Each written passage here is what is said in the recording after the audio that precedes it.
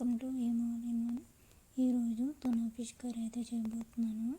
ముందుగా స్టవ్ వెలిగించి ప్యాన్ పెట్టుకొని 2 స్పూన్స్ ఆయిల్ వేసుకొని ఆయిల్ హీట్ అయ్యాక ఒక రెమ్మ కరివేపాకు వేసుకొని చట్పట్లాడిన తర్వాత 2 పచ్చిమిరపకాయలు, ఒక చిన్న ఆనియన్ చిన్న ముక్కలు కట్ చేసుకొని ఫ్రై చేసుకోవాలి. ఆనియన్స్ బాగా మగ్గిన తర్వాత ఒక 1/2 టీ స్పూన్ వరకు అల్లం వెల్లుల్లి పేస్ట్ వేసుకుని పచ్చివాసన పోయేంత వరకు ఫ్రై చేసుకోవాలి.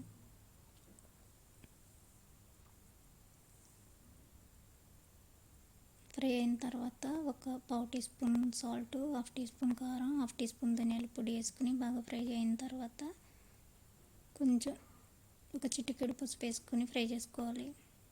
ఇలా ఫ్రై అయిన తర్వాత ఇప్పుడు మనం క్యారెట్ తునాని యాడ్ చేసుకోవాలి. ఈ డబ్బాలో ఉన్న తునా చేపనైతే మనం యాడ్ చేసుకోవాలి.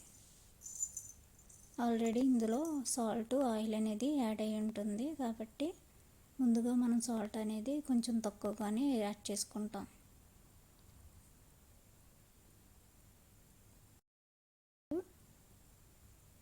లో ఫ్లేమ్లో పెట్టుకుని కుక్ చేసుకోవాలి.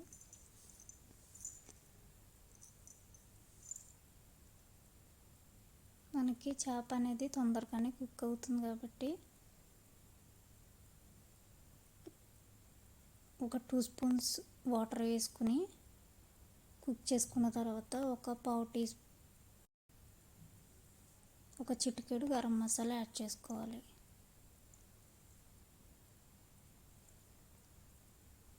యాడ్ చేసుకుని ఒక 2-3 మినిట్స్ కుక్ చేసుకుంటే సరిపోతుంది.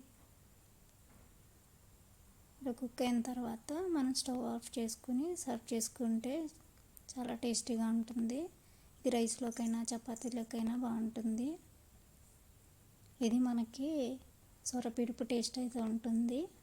ప్రాన్స్ కానీ సొర కానీ పిడుపు చేసుకుంటే అలా ఉంటుంది.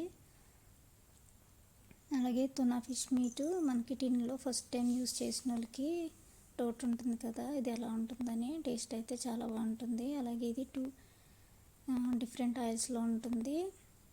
అందులో నేను ఆలివ్ ఆయిల్, సన్ఫ్లవర్ ఆయిల్ ఫ్లేవర్తో అయితే తీసుకున్నాను. అలాగే ఇలా టిన్స్ ఉంటాయి, ఇలా పైకి నాకినట్లయితే ఓపెన్ అవుతుంది. అలాగే లోపల ఫిష్ మీట్ అయితే చూడటానికి చిన్నగా ఉంటుంది కానీ డబ్బా ఫిష్ మీట్ అయితే బాగానే ఉంటుందండి. అలాగే ముళ్ళు లేకుండా ఉంటాయి.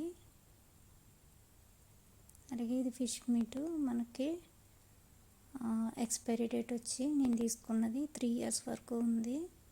అలాగే ఇందులో మనకి ఇంగ్రీడియంట్స్ వచ్చి meat, tuna, sunflower oil, water, salt అనేది ఉన్నది. నా వీడియో కనుక మీకు నచ్చినట్లయితే లైక్ చేసి, షేర్ చేసి, సబ్స్క్రైబ్ చేసుకోండి.